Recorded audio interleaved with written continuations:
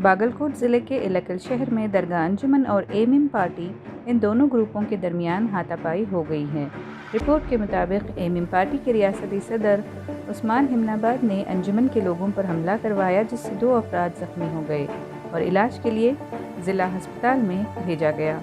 दरअसल 2 दिन पहले बागलकोट में मीडिया कॉन्फ्रेंस बुलाने वाले नौजवानों ने इल्ज़ाम लगाया है कि दरगाह कमेटी अंजुमन एक घोटाला है और यही वजह है कि उन पर हमला किया गया। इलकल शहर थाने की हुदूद में होने वाली इस झड़प की इत्तला मिलते ही इलकल सिटी स्टेशन पुलिस ने तहकीकात शुरू कर दी हैं। ಈ ಘಟನೆ ಇವತ್ತು ಮುಂಜಾನೆ 10 ಗಂಟೆಗೆ ಆಗಿದೆ। ನಮ್ಮ Tipu Sultan circle near Anjuman complex ಎದುರಿಗೆ ಇದು ಘಟನೆ ಮಾಡಿದ್ದು ಉಸ್ಮಾನ್ ಗನಿ ಮುನಾಬಾದ್ ಹಾಗೂ ಅವರು ಮಕ್ಕಳು ಇವರು ಬಂದು ರಫೀಕ್ ನದಾಫ್ಗೆ ಶಾಮಿದ್ ರೇಷ್ಮಿ ಇವರಿಬ್ಬರಿಗೆ ಏನೈತ್ರಿ ಹಲ್ಲೆ ಮಾಡಿದರು। ಇವ್ರ ಕೈಯಲ್ಲಿ ಚಾಕು, ರಾಡ್, ಲಾಠಿ, ಸ್ಟಿಕ್ ಎಲ್ಲಗಳು ಇದ್ದು ನಾವು ಕೇಳಿದ್ದೀವಿ ಏನು ಸರ್ ಯಾಕೆ ಇದು ಏನು ಕಾರಣ ಅಂತ।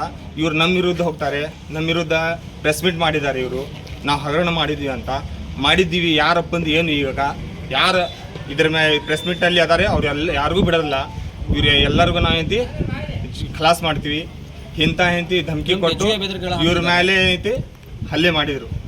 ಆನಂತರ ನಾವು ಎಲ್ಲರಿಗೂ ಏನೈತ್ರಿ ಕರ್ಕೊಂಡು ಇವರಿಬ್ಬರು ಕರ್ಕೊಂಡು ಗೌರ್ಮೆಂಟ್ ಹಾಸ್ಪಿಟಲ್ಗೆ ಶಿಫ್ಟ್ ಮಾಡಿದ್ದೀವಿ। ವಿಷಯ ಯಾವುದ್ರ ಸಂಬಂಧ ಘಟನೆ ಆಗಿರೋದು? ಈ ಥರ ಇದು ನಮ್ಮ ಇಲ್ಕಲ್ ಹಜರತ್ ಮುಫ್ತಿ ಶಾ ಖಾದ್ರಿ ದರ್ಗಾ ಹಾಗೂ ಅಂಜುಮನ್ ಸಂಸ್ಥೆಯಲ್ಲಿ ಇವರು ಕೋಟ್ಯಾನುಗಟ್ಟಲೆ ಹಗರಣ ಮಾಡಿದ್ದಾರೆ